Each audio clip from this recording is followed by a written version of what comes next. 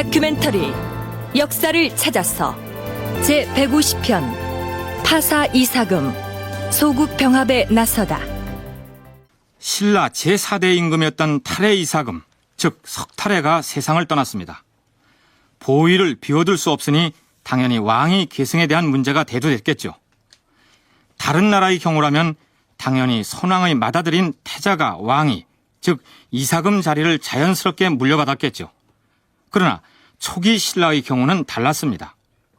선왕이었던 석탈해의 아들은 아예 왕위 계승 대상에서 제외되고 그 전 임금이었던 박씨계통의 유리 이사금의 두 아들을 놓고 적임자가 누구냐 하는 문제로 공방을 벌이게 됩니다. 승하하신 탈해 이사금에 이어서 이사금 자리에 오르실 분은 당연히 박씨 가문에서 찾아야 할 것입니다. 그렇다면 유리 이사금의 맏아드님인 일성 왕자가 이사금이 되어야 할 것입니다. 예, 당연히 그리 되어야지요. 그렇고 말고. 처음에 탈해가 돌아가자 신료들은 유리의 태자 일성을 즉위시키려 하였다. 그러나 어떤 사람이 반대를 하고 나섰다. 그게 그렇지 않소이다. 아니, 그렇지 않다니요. 무슨 소리요? 다른 사람을 옹이하자고요. 유리 이사금의 아드님인 일성은 비록 장자이긴 하나 위엄과 현명함이 둘째 아드님인 파사 왕자에 미치지 못하옵니다. 그러니 마땅히 파사 왕자를 왕위에 올려야 할 것이요. 맞는 말이요. 맞소. 파사 왕자가 있었지. 파사라면 손색이 없지. 대신들이 그의 말을 따라 파사로 하여금 이사금을 잇게 하였다. 파사는 검소하고 절약했으며 모든 일을 살펴서 백성을 사랑하므로 온 나라 사람이 크게 기뻐하였다. 이렇게 해서 제3대 유리 이사금의 둘째 아들이었던 파사가 제5대 임금의 자리에 올라선 것입니다. 사로국 수장들이 옹립된 내력을 삼국사에 근거해서 다시 정리하면 이렇습니다. 제2대 남의 차차웅이 세상을 떠나자 태자인 유리와 석탈해가 서로 왕위를 양보하다가 유리가 왕이 되었다. 유리왕은 죽으면서 자신의 아들을 제외하고 석탈해에게 왕위를 물려주었다. 그런데 제4대 임금 석탈해가 죽고 나자 석탈해의 아들은 왕위 계승 대상에서 아예 제외되고 이전 임금이었던 유리왕의 둘째 아들인 파사가 이사금 자리에 오른 것이다. 그런데 나중에 파사 임금이 죽자 파사의 아들 지마가 제6대 이사금으로 즉위하고 그 뒤를 이어서 예전에 파사에 의해 밀려났던 유리 이사금의 첫째 아들 일성이 제7대 왕으로 등극하게 되는 것이다. 가령 고구려만 하더라도 시조인 주몽의 아들 유리가 부여에서 내려와 왕위를 잇게 되자 신변의 불안을 느낀 비류와 온조가 세력을 이끌고 남쪽으로 피신한 것으로 돼 있고 태자 중심으로 왕위가 이어지다가 왕의 아우가 변칙적으로 왕권을 쥐게 되는 민중왕과 모본왕에 이르러서는 불만을 품은 세력에 의해서 왕이 피살되는 등 혈투가 벌어집니다. 그런데 초기 신라, 즉 사로구의 경우 제1순위인 태자가 번번이 다른 사람에게 왕위를 양보하고 그런 다음에 양보했던 그 사람이 다시 훗날 왕위에 오를 뿐 아니라 심지어는 왕이 죽기 전에 자신의 아들보다는 성씨가 다른 세력의 수장에게 왕위를 잇게 하라고 유언을 하는 등 왕권 승계의 질서가 좀처럼 이해하기 어렵습니다. 더군다나 이런 식의 왕권 승계가 아무런 갈등이나 마찰 없이 아주 평화롭게 이루어진 것으로 기록되어 있습니다. 전에도 언급한 바 있습니다만 이런 내용들은 사실로 받아들이기 어렵습니다. 초기 신라의 3대 세력이었던 박석김 세력이 각각 독립적인 계보를 이어 내려오다가 훗날 그것들을 뒤섞어서 단일 왕계로 정리하는 과정에서 삼국사기의 내용처럼 미화된 것이다. 이렇게 이해하면 되겠습니다. 우리가 지금 탐색하고자 하는 인물이 신라의 제5대 임금이었던 파사 이사금인데요. 그 파사 이사금을 연상케 하는 이름이 일본 서기 신공 황후기에 올라 있습니다. 신라왕 파사매금은 미질, 기지, 파진, 십지를 인질로 하여 금, 은, 채색, 능라 등을 180척의 배에 실어 관군을 따라가게 하였다. 그 때문에 신라왕은 항상 배 80척의 조공을 일본국에 바친다. 이것이 그 연유다. 이에 고구려 백제 두 나라 왕은 신라가 지도와 호족을 거두어 일본국에 항복하였다는 것을 듣고 가만히 그 군세를 엿보게 하였다. 도저히 이길 수 없다는 것을 알고는 스스로 영회에 와서 머리를 땅에 대고 이제부터 길이 4번이라 일컫고 조공을 그치지 않겠습니다. 라고 말하였다. 앞에서 소개한 일본 서기의 내용이야 일본 열도의 왜가 신라를 정벌한 적이 있었던 것처럼 왜곡하기 위해서 신공황후기에 짜집기에 넣은 것이니 진지하게 탐색할 가치가 없는데, 문제는 여기에 등장하는 파사매금이 과연 초기 신라의 5대 임금이었던 파사이사금과 동일 인물이냐 하는 점입니다. 경북대 주보돈 교수의 견해를 들어볼까요? 일본 서기의 그 기년의 그 문제이기 때문에, 물론 상사기의 기년도 문제입니다. 그래서 그 동일인인데, 동일인이면 틀림이 없고요. 그래서 그 상사기를 작성할 때 기년에 약간의 문제가 생겨났고, 또 일본 서기를 작성할 때도 그 연대 자체는 정확하지가 않습니다. 그래서 대충 비슷한 연대에 배치를 하다 보니까 지금 상사기와 일본 서기의 연대 차이를 이렇게 대비해 보면 상당히 차이가 나는 걸로 이렇게 돼 있는데, 원래는 그 동일한 인물로 생각하는 것이 타당하지 않겠느냐, 그렇게 생각됩니다. 삼국사기의 파사이사금 제위연대를 확신할 수 없는 것처럼 일본 서기의 기년 역시 믿을 수 없으나 일본 서기에 등장하는 파사매금이 신라의 5대 임금이었던 파사이사금과 동일 인물이다. 주보돈 교수의 주장이 그렇습니다. 그런데 작고한 역사학자 이병도는 일본 서기에 나타난 파사매금은 파사이사금이 아니라 신라 18대 임금인 실성왕의 오류다, 이렇게 주장한 바 있고, 그 주장을 신빙하는 학자들도 있습니다. 이 부분에 대한 자세한 내용은 초기 신라와 일본 열도와의 관계를 탐색할 때 소개하기로 하죠. 자, 그러면 삼국사기에 실려있는 파사이사금의 즉위 기사를 다시 살펴보기로 하겠습니다. 파사이사금은 유리이사금의 둘째 아들이다. 왕비는 김씨 사성 부인인데 허루 갈문왕의 딸이다. 그러니까 박씨 계열인 파사이사금이 김씨 세력 출신의 여인을 왕비로 삼았다는 내용인데, 박석김이 팽팽하게 균형을 이루고 있는 상황에서 박씨와 김씨가 왕과 왕비로 결합하는 것은 자연스럽다 할 수 있겠죠. 그런데 왕비인 사성 부인이 허루 갈문왕의 딸이라니, 이건 또 무슨 얘기일까요? 흥미로운 것은 갈문왕이라는 칭호가 삼국사기 신라본기는 물론 영일, 냉수리, 비문 등 금속문에도 자주 등장한다는 사실입니다.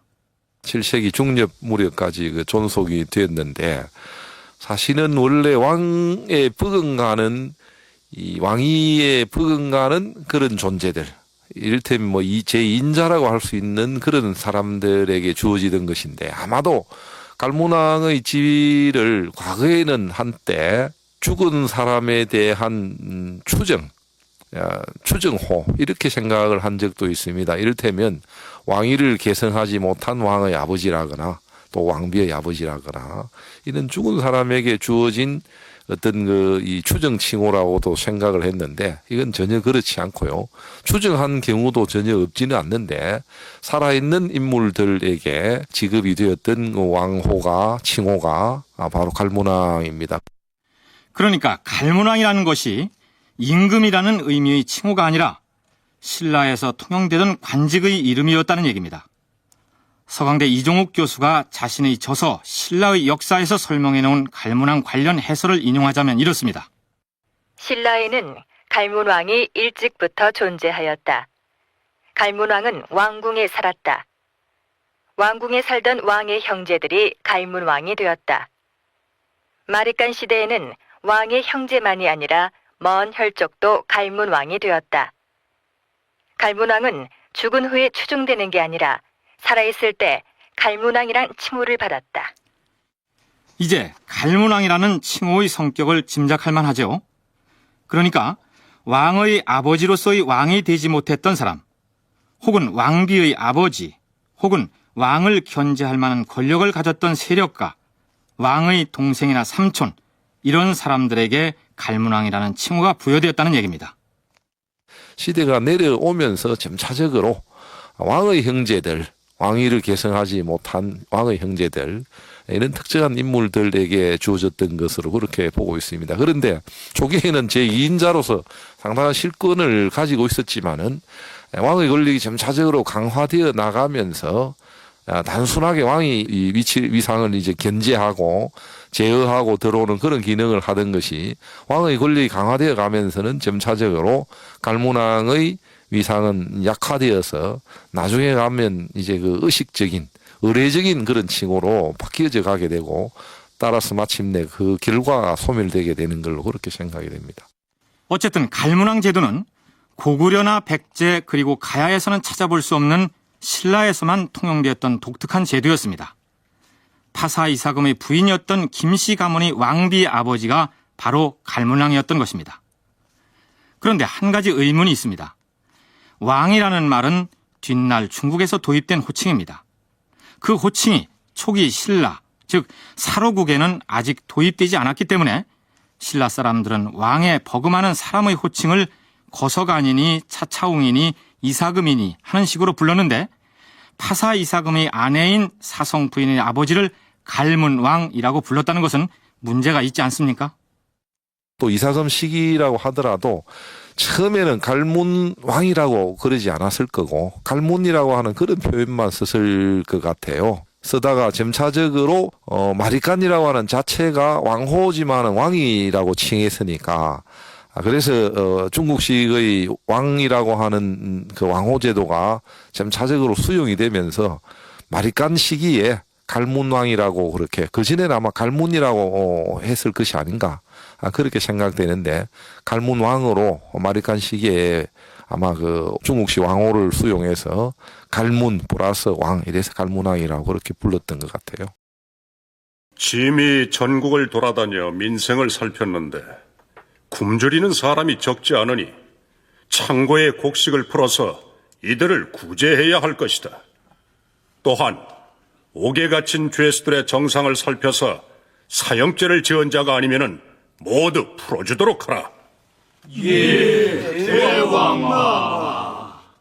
뿐만 아니라 나라를 지키는 군사들의 군기가 둔하니 어찌 뜻밖의 사변에 대처할 수 있겠는가?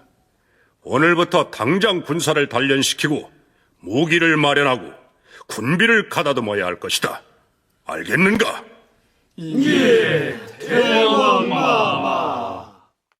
파사왕은 즉위하자마자 민생을 살피고 농업을 장려하는 한편으로 군비를 가다듬는 등 체제 정비에 나섭니다. 특히 군사들에 대한 군기를 확립하고 군비를 가다듬었다는 것은 왕권을 확고히 했다는 얘기가 되겠죠. 그럼에도 불구하고 주보돈 교수는 이 시기의 사로국의 힘은 경주 일대에 머물러 있었다고 얘기합니다. 시기상으로 볼 때 요 당시의 국가 권력이라고 하는 것은 오늘날 우리가 생각하는 광대한 영토를 가지고 있는 신라 국가가 아니고 경주 일대를 중심으로 해서 이제 그 일대에만 지배 권력이 미치는 과거에는 부족 국가 또는 성읍 국가, 음락 국가라고 그렇게 했는데 그런 형태의 조그만 규모의 국가이기 때문에 왕의 권력이 강화되었다 이런 표현보다 사로국의 수장을 중심으로 하는 체계가 좀 정비되어 갔다. 그런 정도로 이해하시는 게 타당하지 않을까. 그 다음 파사 이사금이 즉위하여 단행한 첫 인사의 내용을 살펴보도록 할까요? 명선에게 2,000벼슬을 제수하고 율량을 파진찬에 임명할 것이니라. 신라의 17관 등은 한참 뒤인 6세기 초에 버풍왕에 의해서 완성되었으나 파사 이사금 시기에도 이찬이나 파진찬 등의 관직은 존재했던 것으로 보입니다. 파진찬은 바다와 관련된 해양 업무를 관장하는 벼슬인데 당시 사로국이 털을 잡고 있었던 경주는 내륙 지방이 아닙니까? 그럼에도 불구하고 파진찬이라는 직책을 상당히 중요하게 여긴 것으로 삼국사기에 기록되어 있습니다. 그 배경이 무엇일까요? 영남 내륙 지역에서 동해 바다로나 남해 바다로 나갈 때 크게 사용하는 것은 낙동강이고 그 다음에 사용하는 것이 이 동해안인데 동해안을 나가려 그러면 이 경주를 거쳐서 경주가 가까이 이제 그 간포, 울산, 포항 방면으로 나갈 수 있고 따라서 경주는 내륙에 있지만은 바다와 밀접하게 관련이 되어 있는 그런 도시입니다. 그래서 바다에 가까이서 바다와 관련된 어떤 수장청을 지배 체제 내에 편입시키면서 파진찬이라고 하는 그런 관등을 만들어 넣었던 걸로 그렇게 생각이 됩니다. 그러니까 파사 이사금 시기에 사로국이 동해바다 연안까지 영토를 확장해서 지배했던 것이 아니라 동해안 쪽에 있던 어떤 세력의 우두머리를 포섭해서 사로국의 지배체제에 순응하겠다는 다짐을 받아낸 다음에 그에게 바닷가 사람들이 오랫동안 사용한 파진찬이라는 칭호를 사로국 임금의 명으로 부여한 것이다. 이런 얘기입니다. 파사 이사금 5년에는 조금 색다른 내용의 기록이 보입니다. 이런 내용입니다. 여름 5월 고타 군주가 청우를 바쳤다. 남신현에서는 하나의 보리이삭에 여러 가닥이 생겨나서 풍년이 들었기 때문에 여행하는 사람들이 식량을 가지고 다닐 필요가 없었다. 고타군은 지금의 안동 지방을 일컫는데 이 지역은 독자적인 세력을 구축하고 있었기 때문에 파사 이사금 시기에 사로국에 편입되었다고 보기는 어렵습니다. 남신현은 경주 남쪽의 어떤 지역이었을 것으로 추정됩니다.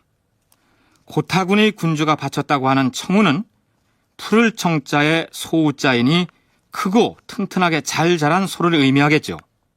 그쪽 지역에 있던 반독자적인 그 권력이 이 사로국을 중심으로 하는 그 연맹, 소위 이제 그 2, 3세기 되면 그 진안연맹이라고 불리우는데, 진안연맹체 속의 일원으로서 그 맹주국인 사로국에 대해 가지고 거기에 나타난 그 특이한 그 생산물이라거나 종자라거나 이게 이제 받침으로서 이게 일종의 공납을 의미하기도 하고 그 자체는 또 그 사로국의 받침으로서 이제 사로국의 어떤 그 충성을 수행한다 할지 동맹 관계를 이제 그 지속시켜 나가는 그 상징성을 가지게 되는데 뿐만 아니라 여기 보이는 삼국사기의 내용은 종자 계량 쪽으로도 해석이 가능합니다.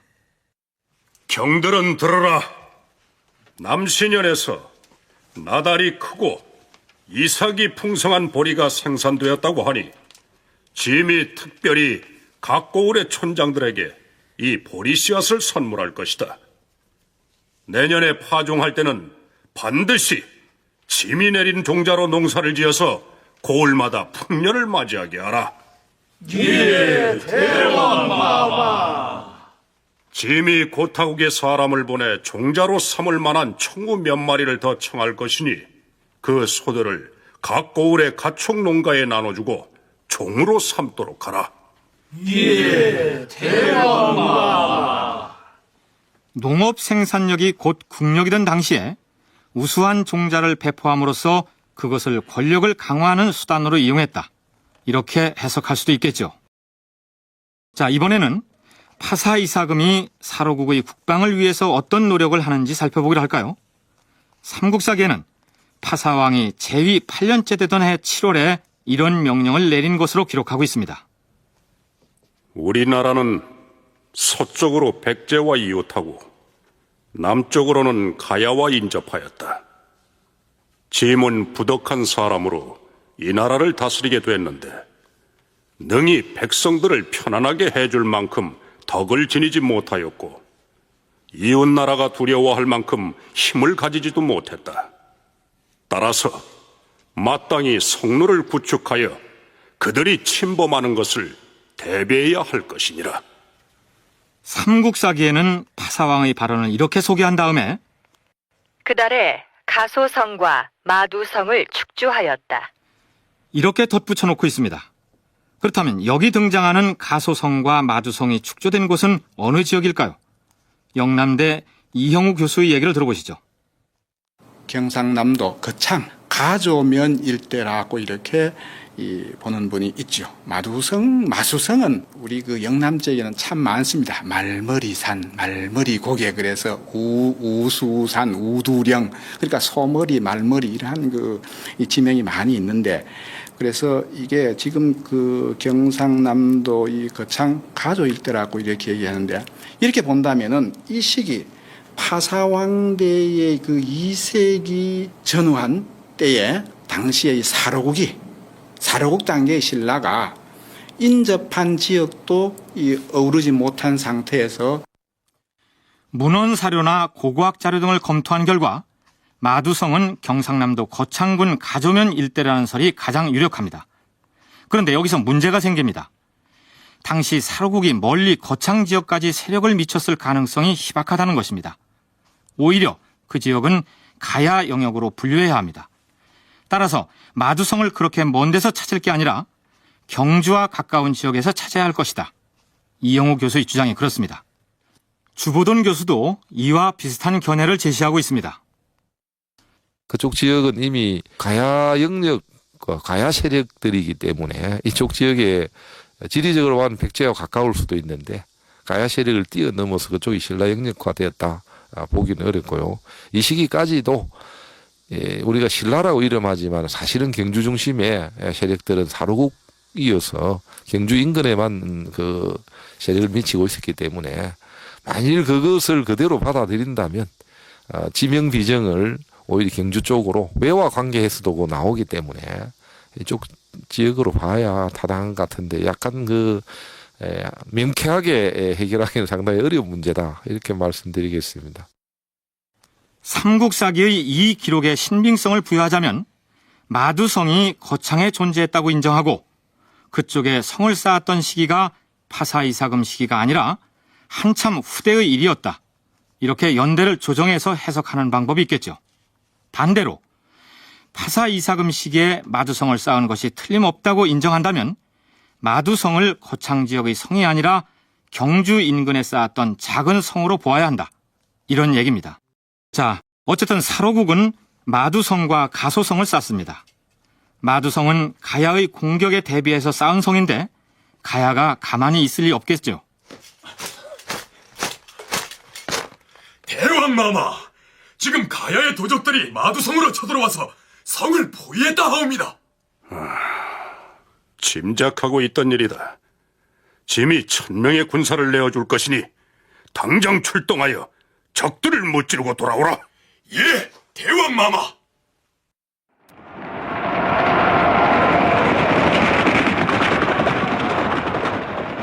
파사이사금 15년 2월 가야의 적들이 마두성으로 쳐들어와서 포위하므로 왕은 아찬 길문에게 군사 1000명을 주어 파견하니 길문이 적을 격파하여 퇴주시켰다. 여기 보이는 가야는 물론 김해의 가락국, 즉 금관가야를 지칭한 것으로 보입니다. 주보돈 교수의 얘기입니다. 5세기 이전에 보이는 가야 관련 사료들은 거의 아마 김해를 지칭한다고 이렇게 보여집니다. 5세기 말 6세기에 들어가서 나오는 것은 대부분 그중에 김해를 지칭하는 것도 있고 고령을 지칭하는 것도 있지만은 그렇게 봤을 때 요거 기사를 그대로 받아들인다면 뭐 김해 세력으로 보고 따라서 김해와 경주 사이라고 생각한다면 마두성의 위치는 이쪽으로 보는 게 낙동강 연안 쪽으로 보는 게 타당할 것 같아요. 그쪽 지역으로 모아서 이해를 해가는 것이 올바른 견해가 아닌가 그렇게 생각이 됩니다. 파사이사금이 마두성을 쌓았다는 기록이 나타나면서부터 그 이후로 사로국과 가야가 전쟁을 했다는 기록이 줄줄이 이어집니다. 가야의 도적들이 우리나라 남쪽 변방을 침공한다기에 가성주 장세를 파견하여 방어하게 했는데 왜 여태 아무런 소식이 없는 것이냐? 저쪽에 전령이 옵니다.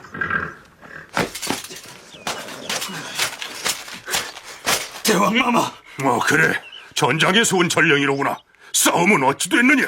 대왕마마, 가성주의 장세 장군이 변방을 주입한 가야 군사와 맞서 싸우다가 그만. 가야군과 대적해서 싸우던 장세가 어찌 됐다는 말이냐? 적군에게 피살되었사옵니다, 대왕마마. 무엇이라? 장세가 가야군한테 목숨을 잃었단 말이냐? 안 되겠구나. 짐이 직접 군사를 몰고 나가서 복수를 하고야 말 것이다. 서로의 모든 군사는 짐을 따르라!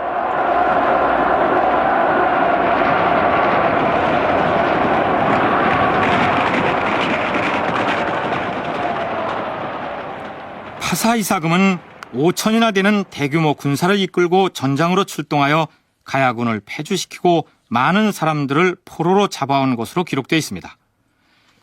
지금까지 초기 신라, 즉 사로국의 왕들은 고구려나 백제의 왕들과는 달리 직접 군사를 이끌고 전쟁터에 나가는 일이 없었는데 파사 이사금 때 처음으로 왕이 전쟁터에 직접 참가했다는 친정 기록이 나타납니다. 유목사회에서는 왕이 직접 전장에 나가는 경우가 거의 대부분입니다. 앉아서 지휘하고 뭐 이렇게 해서 덕으로 하고 뭐 유교적인 인식에 입각해서 하는 것이 아니고 사실은 전쟁에 직접 나가서 승리를 해야만 그 전리품을 많이 가져갈 수 있고 그것이 결국에 그 지배 권력을 강화시켜 나가주는 그 기반으로 작용을 하기 때문에 늘상 이제 그 왕이 유목 사회에서는 왕이 직접 전투에 나아가는데 그에 비해 가지고 농경 사회에서는 그야말로 농경이나 생산 기반 확보, 인민의 그 생활 이런 게 비중을 두고요. 전쟁에 직접 가담하는 경우는 거의 굉장히 드문 상태입니다. 신라 역시 그 백성들이 북방에서 내려온 것으로 되어 있기 때문에 유목민족적 속성을 가지고 있었으나 경주 지역에 정착해서 농경을 위주로 삼고 살아가는 사이에 농경민족적 속성으로 굳어진 것 아니겠느냐. 주보돈 교수의 분석이 그렇습니다. 그건 그렇고 가야와의 싸움에 출동했다가 피살된 것으로 나타난 장세라는 인물이 가성주로 나오는데 장세는 어디에 있던 성의 성주였을까요? 더할 가자에 성성, 주인 주자를 써서 가성주 장세를 파견했다고 됐으니까 글자 그대로 하자면 장세는 가성이라는 성의 성주였다는 의미가 됩니다. 이영우 교수는 성 이름이 원래 가성이 아니고 가조성이었을 것으로 추정합니다. 가성주 하는 게 사실은 그게 견가성주 혹은 뭐 보낸다. 그게 가조성주 아니겠는가. 이렇게 해석도 합니다. 한자가 빠져서.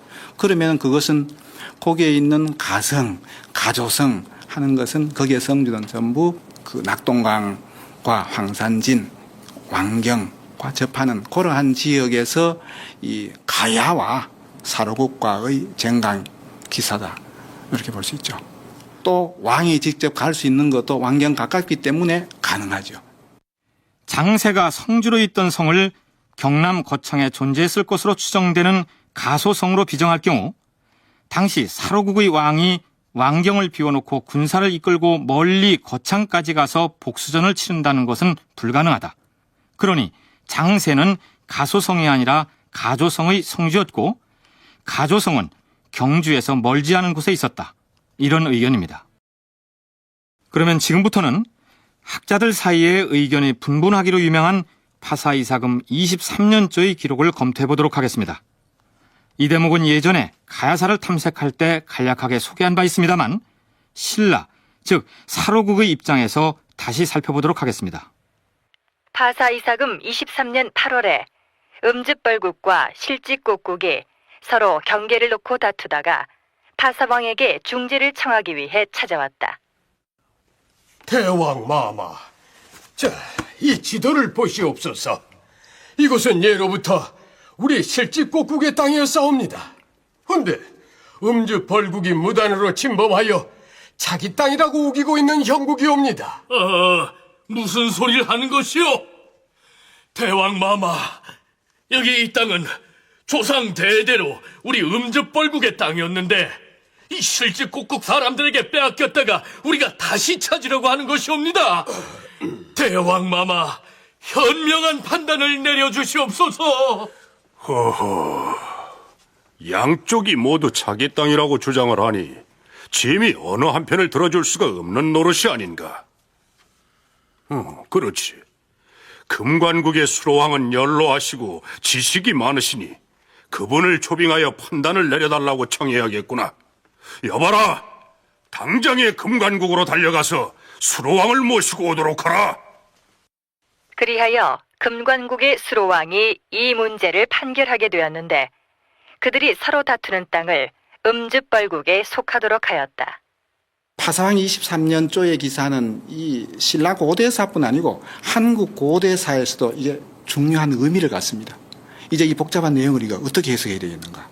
잘 알고 있는 내용입니다만은 삼국사기의 초기 기록을 불신하는 거의 믿을 수 없는 내용이다 하는 몇 개 가운데 왕위 계보라든지 편년 문제라든지 특히 파사왕 23년 조의 이 기사는 음집벌국 실직곡국의 쟁강 거리 문제 또 왜 김수로 왕이 느닷없이 나타났겠는가 도저히 믿을 수 없는 이 기록이 문제거리가 되는 이유는 우선 음즙벌국과 실직곡국이 영역 다툼을 했다는 사실이 정황상 성립할 수 없다는 것입니다. 실직곡국은 지금의 강원도 삼척이고 음즙벌국은 지금의 경상북도 경주시 안강읍이라는 것이 통설입니다. 요즘이야 교통수단이 좋아서 몇 시간이면 오갈 수 있는 거리지만 소규모 음락 세력이었던 당시의 상황을 감안한다면 그렇게 멀리 떨어져 있는 세력끼리 영역 다툼을 벌인다는 것은 말이 안 된다는 얘기죠.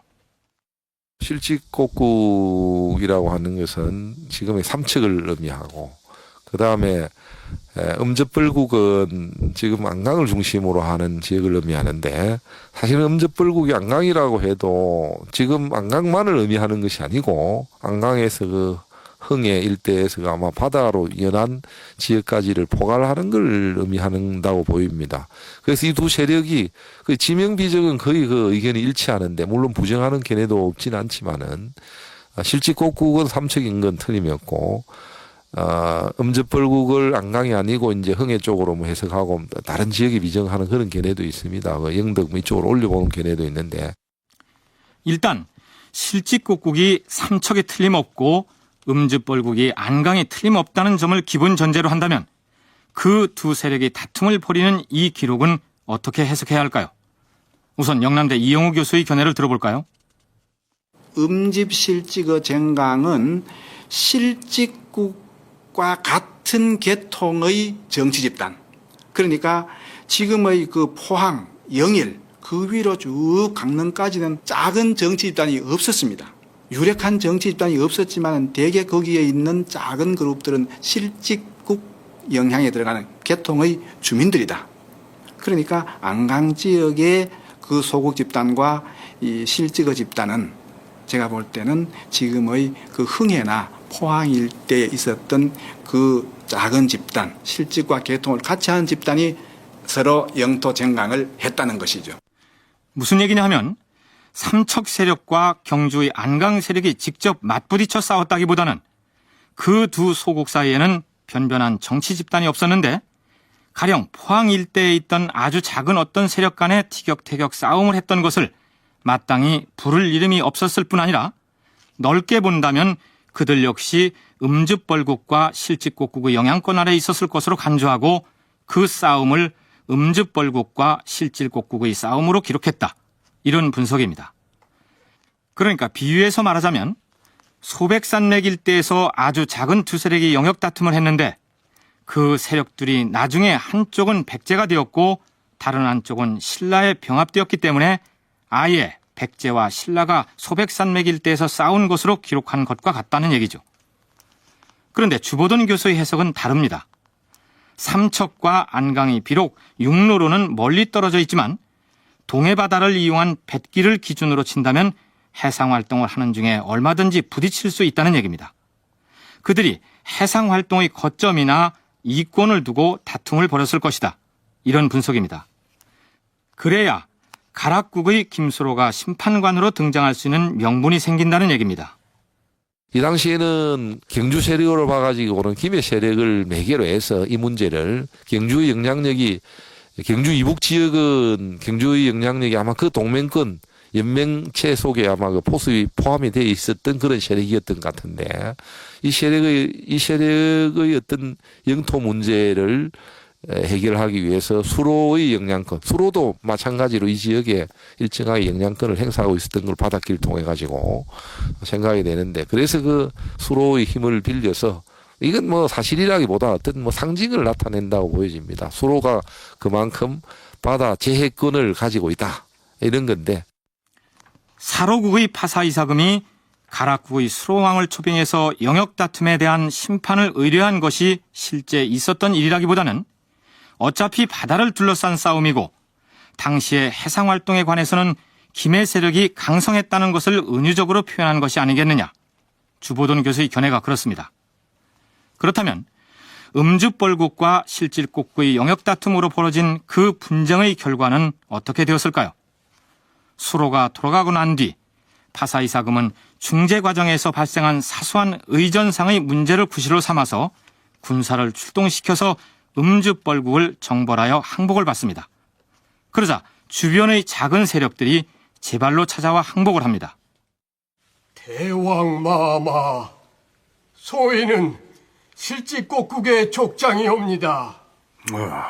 실직곡국의 족장이 무슨 일로 짐을 찾아왔는가? 전에 음주벌국에 빼앗긴 땅을 내놓으라고 온 것은 아니겠지? 대왕마마, 그게 아니었고 소인이 다스리던 땅과 백성을 대왕마마께 바치려고 왔사옵니다. 오호, 듣던 중 반가운 소리로구나. 짐이 그대를 실직곡국의 수장으로 임명할 터이니 앞으로 짐의 명을 받아 백성들을 돌보도록 하라. 명심하겠사옵니다, 대왕마마. 대왕마마, 그대는 또 누구인가? 소인은 압독국의 족장이옵니다. 백성과 나라를 대왕마마께 바치겠사옵니다.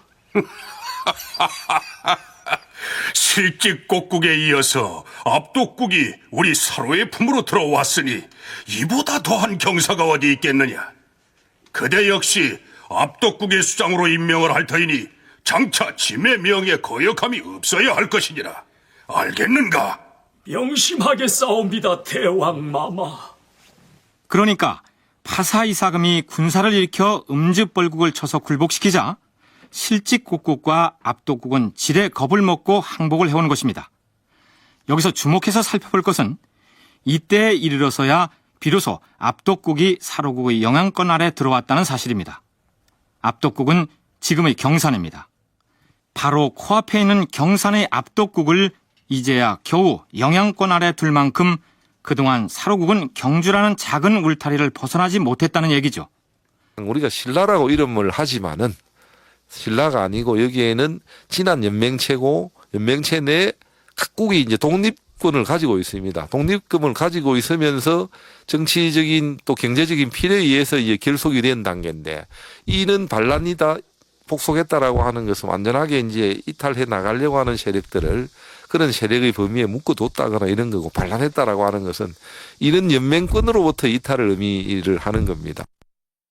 그러니까 이 시기에는 사로국이 진한 연맹체의 한 구성원이었기 때문에 사로국이 음주벌국이나 이서국 등의 항복을 받아냈다는 것은 사로국이 진한 연맹체의 맹주로서 작은 세력들을 연맹체 안에 묶어둔 것을 의미한다. 이런 얘기입니다. 서울시립대 이우태 교수의 논문 일부를 인용하면 이렇습니다. 압독국과 실직곡국의 복속이란 실질적으로 영토를 병합했다는 의미가 아니라 사로국의 위세를 두려워한 소국 지배자들의 복종의 서약에 불과한 것이었다고 여겨진다. 이러한 종류의 서약에 대해서 사로국 입장에서는 와서 항복하였다 또는 복속하였다고 표현했으나 실상은 복속이라기보다는 적대 행위의 중지나 의례적인 조공의 약속 정도에 불과했다고 보는 것이 옳을 것이다. 기록으로는 사로국이 그 소국들을 완전히 복속시켜서 지배한 것처럼 보이지만 그 지배의 형태가 얼마나 불완전한 것이었는가 하는 것이 곧 기록에 나타납니다.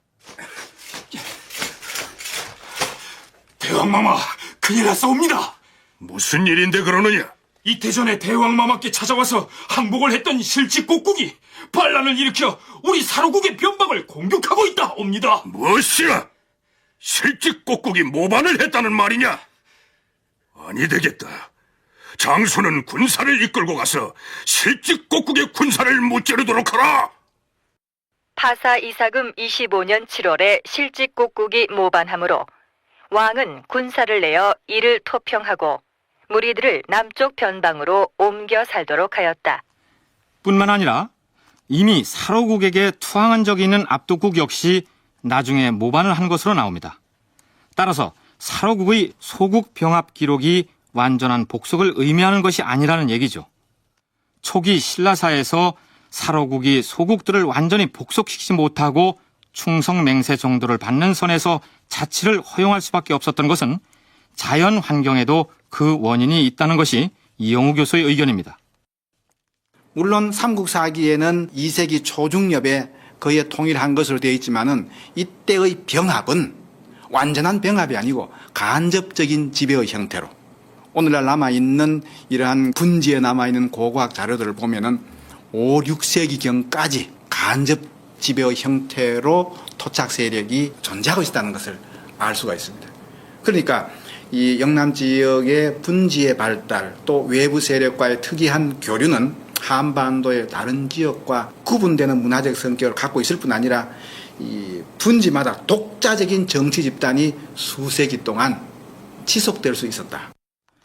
사로국 주변의 영남 지역은 분지가 발달해서 소국들이 산으로 둘러쳐진 분지마다 각각 나름의 문화를 유지하면서 독립적인 생활을 해왔기 때문에 설령 군사를 동원하여 항복을 받아냈다고 할지라도 소국의 수장들에게 통치를 위임할 수밖에 없었다는 분석입니다. 어쨌든 사로국의 소국병합은 계속 이어집니다. 파사 이사금 29년 5월에 큰 물이 지고 백성들이 기근에 하덕이므로 왕은 곡창을 열어 백성들을 구제하였다. 한편 군사를 일으켜 비지국, 다벌국, 초팔국을 정벌하여 이를 병합하였다. 홍수가 나서 기근이 심한 상태에서도 사로국의 파사 이사금은 소국 병합을 지속적으로 추진한 것으로 기록되어 있습니다. 통설에 의하면 비지국은 경상남도 창녕을 가리키고 다벌국은 달구벌이라는 별칭을 통해서 짐작할 수 있듯이 지금의 대구 광역시이며 초팔국은 경상남도 합천군 초계면에 존재한 소국이었습니다. 삼국사기에 의하면 이때가 2세기 초인 서기 108년인데 그렇다면 대구가 이 시기에 일찌감치 사로국에 병합되었다는 얘기일까요? 대구 같은 경우에는 독립된 세력이었기 때문에 이 시기에는 그 연대를 보자면 이 위치 비정이 잘못된 거고 만일 그 위치 비정이 맞다 그러면 연대가 떨어져야 되고 내려와야 되고 하는 그런 해석의 문제가 있습니다. 그래서 이걸 연대를 이때로 비정 안 하고 좀 올려보더라도 동해안 지역으로 보려는 그런 견해도 제기되어 있습니다. 이건 연대와 정확한 위치 비정이 맞물린 문제이기 때문에 한마디로 잘라서 말하기가 어려운 그런 결론 내리기 어려운 대상이 된다 하겠습니다. 대구의 경우 5세기 무렵까지도 독립된 세력을 유지한 것으로 파악되고 있어서 삼국사기에 나타난 다벌국을 대구가 아닌 다른 곳으로 비정하든지 아니면 서기 108년으로 기록되어 있는 병합 시기를 한참 뒤로 물리든지 둘 중 하나가 전제되어야 한다는 얘기입니다. 대왕마마, 지금 전국에 황제가 들어서 자칫하다가는 백성들이 애써 가꾼 곡식을 모두 버리게 될지도 모르옵니다. 걱정이로구나. 걱정이야. 작년에는 홍수가 나서 흉작을 면치 못했는데 금년엔 황제라니. 이 일을 어찌했으면 좋단 말이냐? 대왕마마, 제를 올리시옵소서. 제사를 지내라는 말이냐? 예, 산천에 제를 올리고 황제를 거두어 달라고 기원하시옵소서. 파사 이사금 30년 7월에 황제가 있어 곡식에 피해가 심하므로 왕은 널리 산천에 제사를 지내고 빌었더니 곧 황제가 없어지고 풍년이 들었다. 여기서 황제란 누리, 즉 메뚜기 떼가 나타나 곡식을 갉아먹어버려서 생기는 피해를 일컫습니다. 가뭄이 심해서 비를 내리게 해달라고 임금이 기원을 하는 기우제에 관한 기록이 자주 나타나지만 황제를 없애달라고, 즉 메뚜기 떼를 쫓아달라고 임금이 제를 올렸다는 기록은 대단히 이채롭습니다. 그런데 파사 이사금은 왜 황제를 없애달라고 하늘에 빌지 않고 산천에 빌었을까요? 주보돈 교수의 설명을 들어보시죠. 차라리 7세기 이전에는 신라가 상당히 그 자립성, 독자성을 많이 가지고 있었던 거죠. 그래서 독자적으로 연호도 사용하고 하는데 가장 중심된 제사는 그 하늘에 대한 제사고요. 스스로 하늘의 자식이라고 왕이 하늘로부터 내려온 그 후손이라고 하는 그런 의식을 가지고 있었습니다. 그 다음에 하늘에 대한 제사가 최고고 그 다음 제사가 이제 산천, 산에 대한 높은 산에 대한 있는 그 제사가 최고인데 아마 여기에 하늘에 대해서 제사 지내지 않고 산천에 지냈다라고 하는 것은 조금 더 이제 중국이 이 천자국으로서 황제국으로 중국이 이제 하늘에 대한 제사를 전담하고 그 다음에 통일 이후에 가면 제일 최고의 제사는 산에 이제 그 산악에 대한 제사인 겁니다. 무슨 얘기냐면 하늘의 제사를 지낼 자격은 황제에게만 있고 그 황제의 명을 받드는 제후국의 왕은 감히 하늘에 제를 올리지 못하고 산신령이나 용왕 등을 대상으로 산천에만 제사를 지낼 수 있다는 얘기입니다. 가령 고구려의 경우 시조인 주몽이 당당하게 자신이 하늘의 자손이라고 선언하고 하늘에 제사를 지내지 않습니까? 중국의 황제를 받드는 제후국의 왕이라면 그렇게 할 수 없는 것이죠. 따라서 사로국의 파사 이사금 역시 황제를 없애달라고 하늘에 기원을 했을 것입니다. 그런데 후대에 그것을 기록하는 사람들이 중국에 대한 사대의식에 젖어서 파사 이사금이 산천에 제사를 지냈다. 이렇게 기록했다는 얘기죠. 파사 이사금 32년 4월에 궁성의 문이 저절로 헐어지고 5월부터 7월까지 비가 오지 않았다. 이듬해 10월에 왕이 돌아가심으로 사릉구역 안에 장사 지냈다. 파사 이사금에 이어서 사로국의 6번째 임금 자리에 오른 인물은 지마 이사금입니다. 지마 이사금이 즉위하였다. 혹은 지미라고도 한다. 파사왕의 적자로서 어머니는 사성 부인이요 왕비는 김씨 엘의 부인으로서 갈문왕 마자의 딸이다. 모처럼 선왕의 적자가 자연스럽게 왕위를 이어받은 경우입니다. 그런데 왕비가 김씨 계열의 엘의 부인으로서 갈문왕 마자의 딸이라고 되어 있습니다. 갈문왕은 임금을 의미하는 게 아니라 왕비의 아버지 등에게 붙여지는 칭호라고 앞에서 설명한 바 있죠. 지마 이사금은 박씨 계열인데 왕비를 김씨 가문에서 취한 것으로 되어 있습니다. 고구려의 경우에는 일정 기간 동안 특정한 세력 집단에서만 왕비를 계속 배출하는 바람에 역사학자들로부터 왕비족이라는 별칭을 얻게 되는데 초기의 신라는 박석김 사이에 교묘하게 물고 물리는 혼인 관계가 형성됩니다. 지마 이사금이 태자 시절에 배필을 만나는 과정 역시 다분히 정략적인 것으로 묘사되고 있습니다. 삼국사기에 실린 내용은 이렇습니다.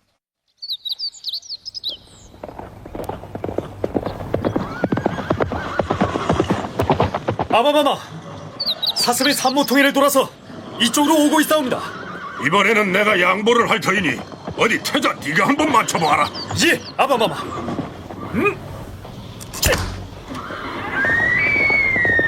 명중이옵니다. 태자마마 명중이옵니다. 역시 우리 태자의 활솜씨를 따라올 사람이 없구나. 자, 오늘 사냥은 이만하고 이천 허루가 잔치를 베푼다니 그 집으로 가서 쉬도록 하자. 예, 아바마마. 파사왕은 태자 지마와 함께 사냥을 마치고 이천 허루가 베푸는 잔치에 참여하였는데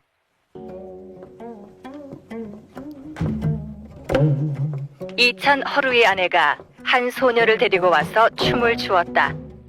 그러자 이천 마자의 아내도 또한 그 딸을 불러내었다.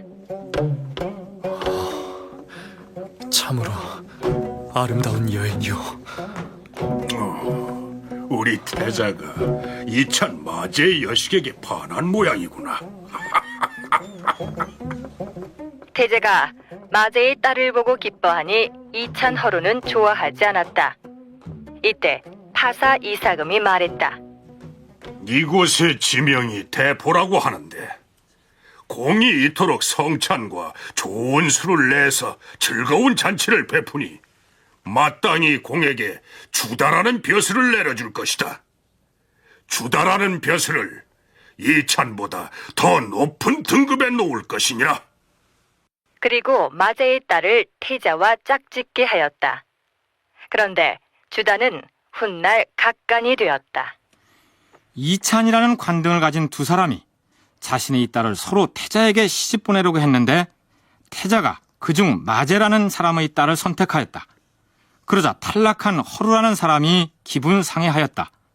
왕은 그것을 무마하기 위해서 즉석에서 술주자에다 마늘 따자의 주다라는 관직을 만든 다음에 이찬보다 높은 등급으로 매겨서 선심을 썼다.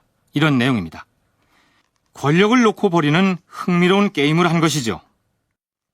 기론관계를 중앙정부와 맺던 세력들에 소외되는 세력들에 대해 가지고는 그런 걸 이제 새로운 이제 원래 수장이 가지고 있는 지위보다도 등급을 올려줌으로써 무마하려는 그런 정책의 일환이라고 보입니다. 요런 형태들은 아주 신라가 그 이후에도 교묘하게 취하는 정책들이 이런 것들이 많이 나타납니다.